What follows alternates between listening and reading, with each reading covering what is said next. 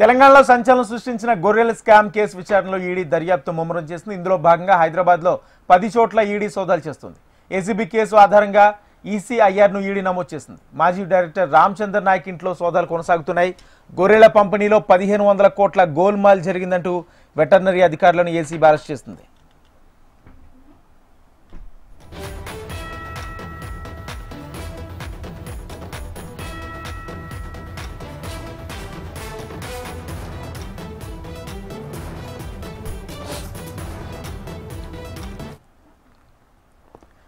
తెలంగాణలో సంచలనం సృష్టించిన గొర్రెల స్కామ్ కేసు విచారణలో ఈడీ దర్యాప్తు ముమ్మరం చేస్తుంది. ఇందులో భాగంగా హైదరాబాద్లో 10 చోట్ల ఈడీ సోదాలు చేస్తుంది. ఏసీబీ కేసు ఆధారంగా ఈసీఐఆర్ను ఈడీ నమోదు చేస్తుంది. మాజీ డైరెక్టర్ రామచంద్ర నాయక్ ఇంట్లో సోదాలు కొనసాగుతున్నాయి.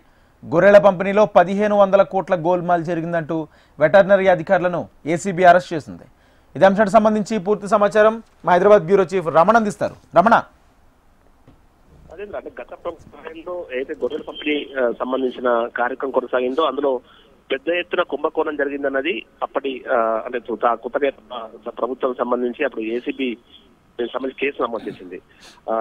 అంటే ఎవరైతే గొర్రెల్ని అంటే లబ్ధిదారులకు ఇవ్వడం పేరుతో వారికి ఇవ్వకుండానే ఇచ్చినట్టుగా రికార్డులో చూపి ఆ డబ్బుల్ని దారి మళ్లించారు అన్నది ప్రధానమైన ఆరోపణ. అంటే ఏసీబీ ఈ కేసు నమోదు చేసి కొంత దర్యాప్తు చేసిన తర్వాత ఇందులో ప్రమాణ నిబంధనలకు విరుద్ధంగా నిధులు దుర్వినియోగం చేసింది, డబ్బులు విదేశాలకు మళ్లింపబడ్డాయి అనేటువంటి ఆరోపణలతో ఈడీ కూడా రంగంలో దిగి ఈసీఐఆర్ నమోదు చేసింది. దానిలో భాగంగానే అప్పటి నుంచి కూడా దర్యాప్తు చేస్తుంది.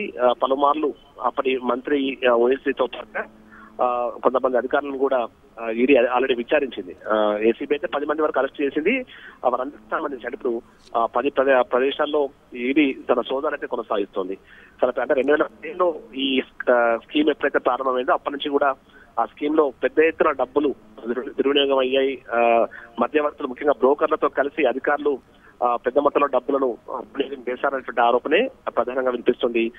డబ్బులు అన్ని కూడా నిబంధనల విరుద్ధంగా ఏవైతే మనకు ప్రేమ నిబంధనల విరుద్ధంగా వాటిని విదేశాలకు మళ్లించి మళ్ళీ ఎవరికైతే వ్యక్తిగత ఖాతాల్లో డబ్బులను మళ్లించారన్నదే ప్రస్తుతం ఈడీ ఆరోపణ. దానికి సంబంధించి క్లారిటీ కోసం ప్రస్తుతం పెద్ద మొత్తంలోనే ఈ యొక్క సోదాలు మొత్తం తెలంగాణ వ్యాప్తంగా అంటే హైదరాబాద్ లోనే దాదాపు 10 చోట్ల ఈ సోదాలు కొనసాగుతున్నాయి. ఎవరైతే అప్పటి డైరెక్టర్ రామచంద్ర నాయక్ తో పాటు మిగతా సంబంధించిన వారందరి ఇళ్లలో కూడా ప్రస్తుతం ఈ సోదాలు కొనసాగుతున్నాయి. పెద్ద మొత్తం దాదాపు 700 కోట్ల వరకు అయితే కుంభకోణం జరిగినట్టుగా ఆరోపణలు వినిపిస్తున్న నేపథ్యంలో దానికి సంబంధించి ఆరాధించే ప్రయత్నం ఈడీ అధికారులు చేస్తున్నారు. ముఖ్యంగా డబ్బులు వారి ఖాతాలో కాకుండా పడ్డట్టుగా చూపడం కావచ్చు, ఆ డబ్బులన్నీ కూడా నిబంధనల విరుద్ధంగా అంటే ఏవైతే మనకు క్షేమ నిబంధనలు ఉంటే వాటిని ఉల్లంఘించి పూర్తి స్థాయిలో మిగతా వారి ఖాతాల్లోకి జమ చేయడం అనేది కావచ్చు, ఇవన్నీ ఈడీ దృష్టి పెట్టింది కాబట్టి వాటిపై ఫోకస్ చేస్తుంది. అయితే ఆవిడ ప్రభుత్వ పెద్దలు కూడా ప్రమేయం ఉందనేటువంటి ఆరోపణల నేపథ్యంలో ప్రస్తుతం ఈ కేసు కూడా మారే అవకాశం ఉంది. మరి ఈడీ కూడా రంగంలో దిగిన నేపథ్యంలో మరి వచ్చే రోజులు ఏముండబోతుంది, అరెస్ట్ అనేది మాత్రం ప్రస్తుతం ఆసక్తి పెడుతోంది. Right, thank you Ramana.